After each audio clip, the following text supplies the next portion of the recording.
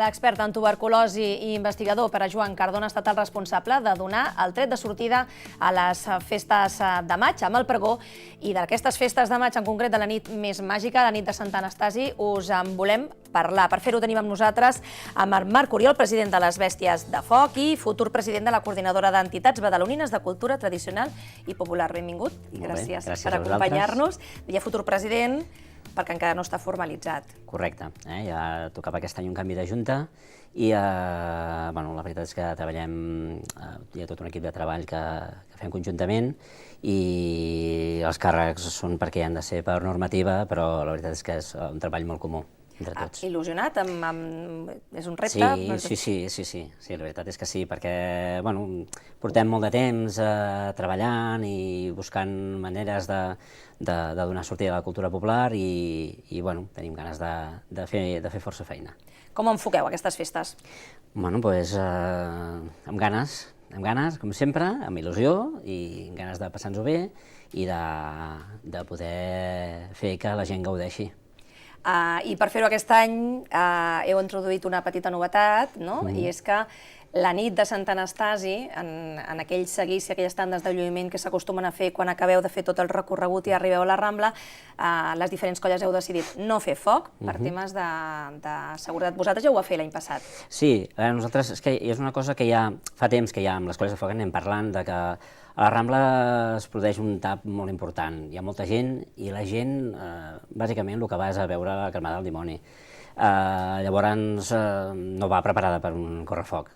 Llavors, dintre el recorregut ja també hem anat modificant, hem pres mesures, el foc acostuma a ser vertical, intentem que només doni voltes en certes cantonades, i a baix a la Rambla l'any passat nosaltres ens vam trobar, nosaltres som l'última colla que tanquem el seguici, amb la Bèstia, amb en Fumera, i ens vam trobar que ens vam quedar una miqueta encallats i la gent s'havia apilotorat una miqueta. A l'hora d'encendre vam creure que no era prudent fer-ho. Vist això, el que ens vam tornar a reunir aquest any i definitivament vam parlar que això era inviable, ho vam plantejar a l'Ajuntament, ells, vam estar entre tots buscant possibilitats de que realment es pogués fer, perquè, és un lluïment més, també són colles, però entenem que hi ha problemes de seguretat, bàsicament, i que no es pot fer. Es podria fer? O sigui, es podria buscar una alternativa o realment l'espai és molt petit i l'acumulació de gent que hi ha aquella nit en concret, perquè hi ha milers de persones a la Rambla, ho fa ben bé inviable? És molt difícil. Gairebé s'hauria de treure tota la gent de la part principal d'aquell tros de Rambla. I llavors seria molt d'espai. I entenem que sacrificar una part del lluïment final tampoc passa res, quan a més després hi ha un castell de foc, vull dir que el foc continua, amb totes les festes el foc sempre hi és present. Sempre hi és present, el cap de setmana següent amb el Correfoc, aquest any farà 35 anys, abans parlaven que vosaltres com a Bèsties de Foc en fareu l'any vinent, aquests 35 anys. Ha estat difícil arribar fins aquí, fins a aquests 35 anys? Home, sí. A veure, aquestes coses evidentment les fas perquè t'agraden, perquè t'hi sents a gust i perquè el que vols és contribuir amb aquesta part de la transmissió de la cultura popular.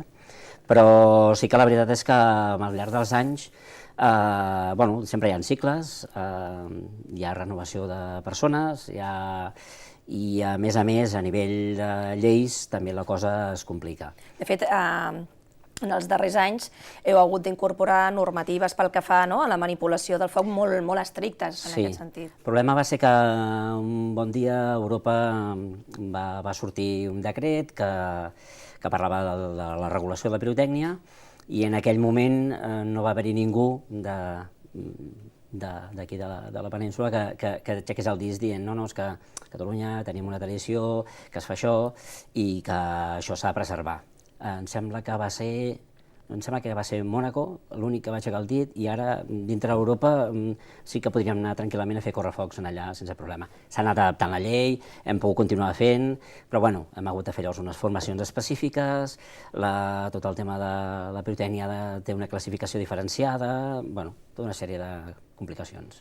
Abans et preguntava si havia estat difícil això d'arribar a aquests 35 anys. Quin és l'estat de salut de la vostra colla, en concret, de les Bèsties de Foc, i ara que seràs el futur president de la coordinadora d'entitats, de les colles de tradició popular de la ciutat.